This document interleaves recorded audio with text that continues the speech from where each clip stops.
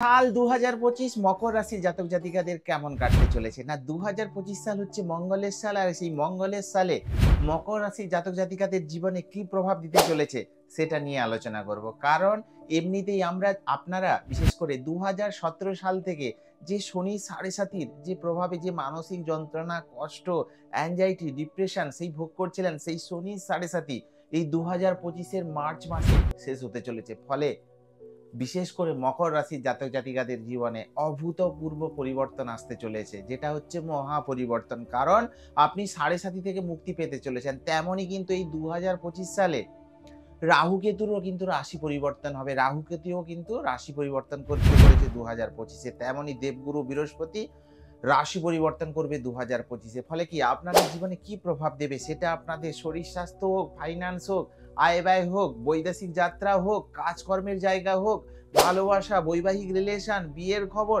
সব কিছু নিয়ে আলোচনা করব। এবং সমস্ত আলোচনা করব নবগ্রহের রেসপেক্টে যে আপনাদের কেমন কাটবে।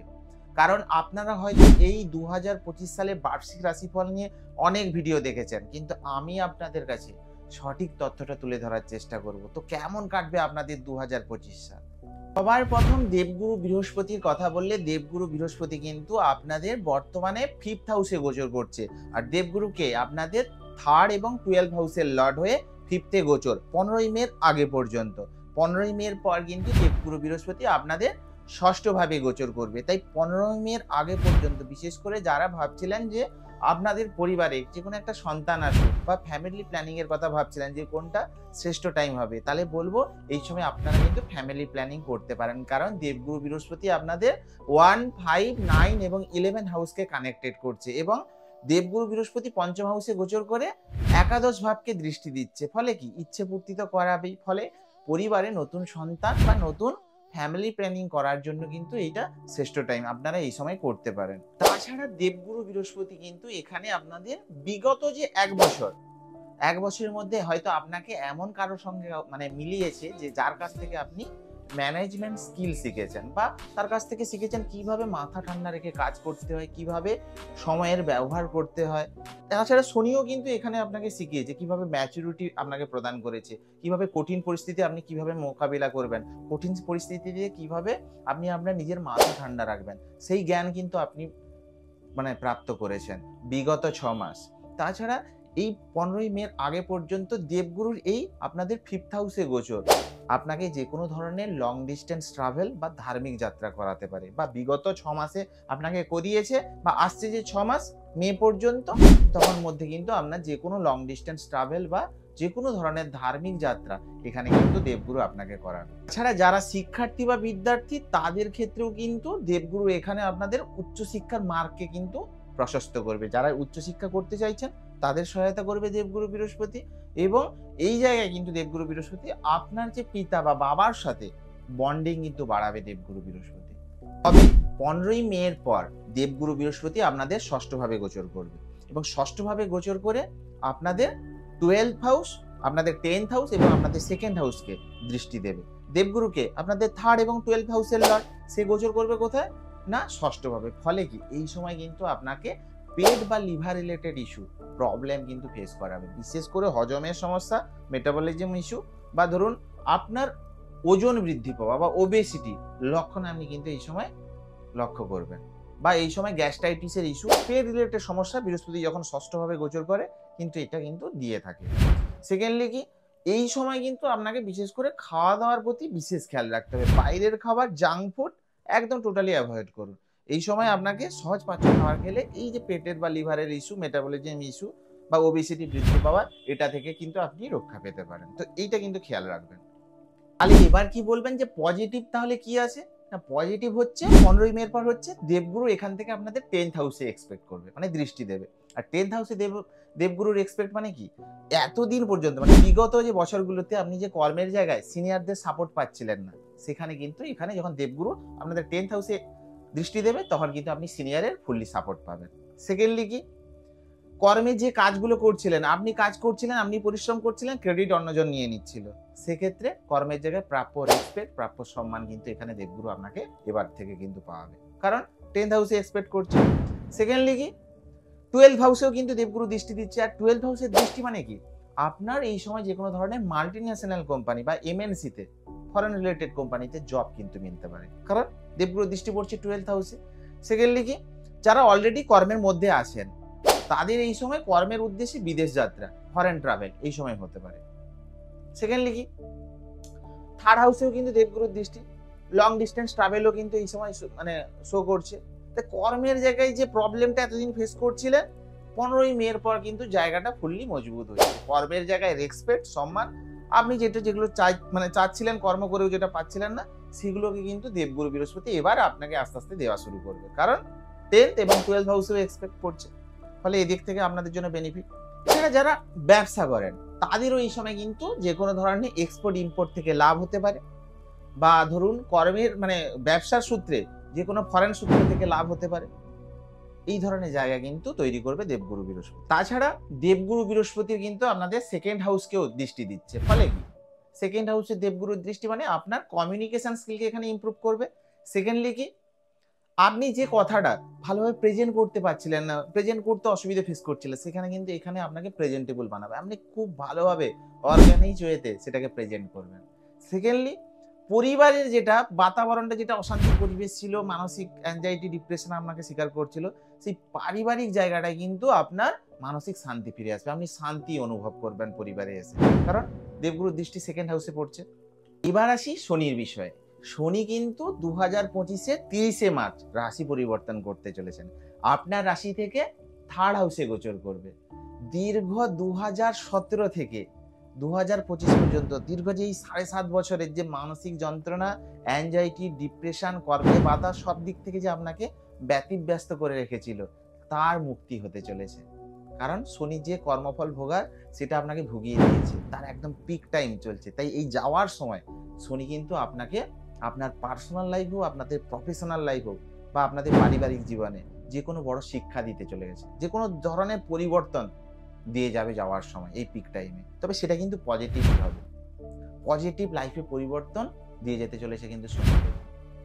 কারণ আপনি যে কষ্ট ভোগার, যে মানসিক যন্ত্রণা ভোগার, সেটা ভুগে ফেলেছেন দীর্ঘ 7.5 বছর ধরে। এবার কিন্তু শনি আপনাদের কিছু দিয়ে যাবে যাওয়ার সময়। তবে 30শে মার্চের আগে পর্যন্ত কিন্তু একটু আপনাদের সামলে চলতে হবে, কারণ এই সময় বিশেষ করে নিজের কথাবার্তার উপর বিশেষ খেয়াল রাখুন, বা এই সময় চোখ বন্ধ করে কাউকে বিশ্বাস করবেন না, কাউকে বিশেষ করে লেনদেন করার সময় 30শে মার্চের আগে পর্যন্ত যাওয়ার সময় একটু আপনাকে সামনে থাকতে হবে।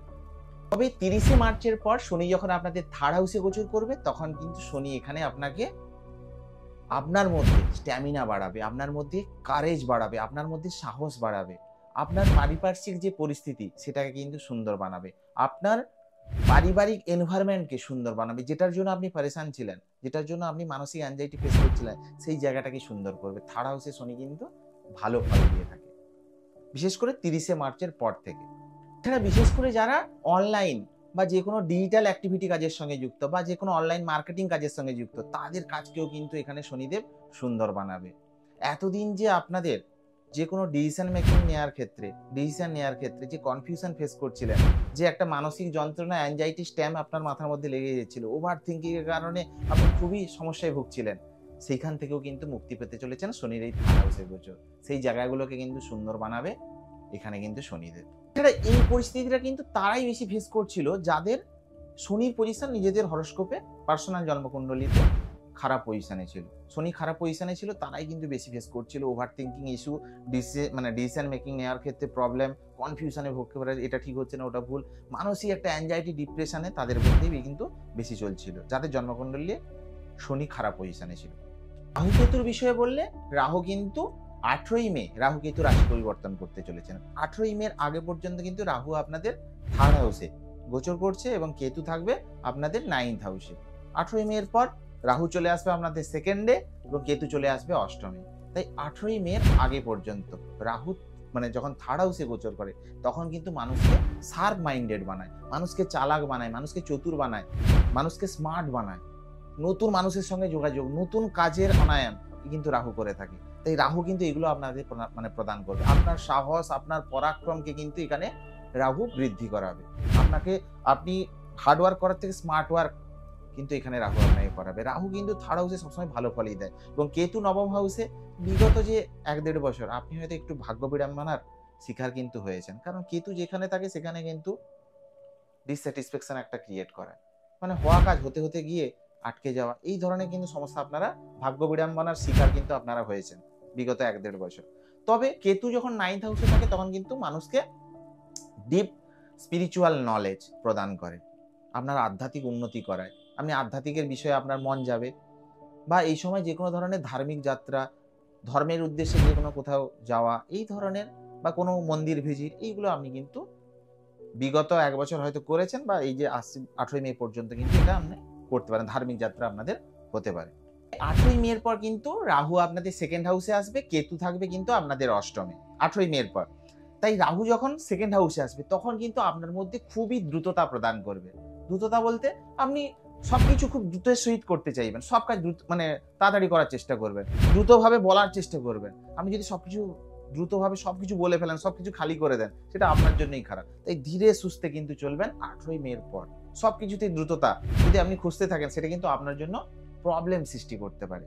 তাই একটু ধীরে সুস্থে সামলে বুঝে কাজ করাটাই আপনার জন্য শ্রেয় হবে। সেকেন্ড হাউসে যখন রাহু গোচর করবে 8ই মের পর, এবং কেতু থাকবে অষ্টমে, আপনাকে কিন্তু বিশেষ করে আগেই বলেছি ধীরে সুস্থে, বিশেষ করে যারা গাড়ি চালান, বাহন চালান, তারা কিন্তু ধীরে সুস্থে গাড়ি চালাবেন, ওভার স্পিডে গাড়ি চালাবেন না, সেটা আপনার জন্য প্রবলেম হতে। ওই যে আগেই বললাম, যখন রাহু কেতুর এই গোচরটা হবে তখন কিন্তু আপনার মধ্যে দ্রুততা, সবকিছু তাড়াহুড়ো আপনি করবেন, কথা বলা তাড়াতাড়ি, সবকিছু খালি করে দেন, একবারই সব বলে ফেলবো, একবারই সব করে ফেলবো, এটা কিন্তু আপনার জন্য ক্ষতি হতে পারে। গাড়িও কিন্তু সাবধানে চালাবেন, ধীরে সুস্থে চালাবেন, দ্রুততা একদম ত্যাগ করবেন। তো কি উপায় করবেন 8ই মে পর? জাস্ট এই রাহু কেতুর এইটা জাস্ট গোচরটা কিন্তু আপনার ক্ষেত্রে একটু তাড়াহুড়ো প্রদান করতে, আদার্স জন্য কিন্তু আপনার জন্য ভালোই ফল নিয়ে আসছে। তো কি উপায় করবেন? উপায় যদি বলি, প্রত্যহ হনুমান চল্লিশা আপনার জন্য কিন্তু খুবই এফেক্টিভ হবে। হনুমান চল্লিশা পাঠ করুন এবং প্রত্যহ সকালবেলায় উঠে সূর্যদেবকে অর্ঘ্য প্রদান করুন। যদি পারেন বিষ্ণু সহস্রনাম পাঠ বা শ্রবণ করুন। যা কিছু নেগেটিভিটি আছে, যা কিছু লাইফে নেগেটিভিটি হচ্ছে, সবটাই কিন্তু মিনিমাইজ করে দেবে। মানসিক একটা প্রশান্তি কিন্তু আপনি অনুভব করবেন। ভিডিওটি যদি ভালো লাগে অবশ্যই চ্যানেলটিকে সাবস্ক্রাইব করবেন এবং অল নোটিফিকেশনের অপশানে ক্লিক করতে ভুলবেন না। তাছাড়া আপনি যেটা চান 2025-এ যে মনের ইচ্ছাটা আপনার পূরণ হোক, আপনারা অবশ্যই কমেন্ট বক্সে সেটা লিখতে পারেন। আমি ভগবানের কাছে প্রার্থনা করি আপনার জন্য সেই মনের ইচ্ছে, সমস্ত কষ্ট সরিয়ে সেটা যেন পূরণ হয়। তো ভালো থাকুন, সুস্থ থাকুন, জয় জগন্নাথ, রাধে রাধে।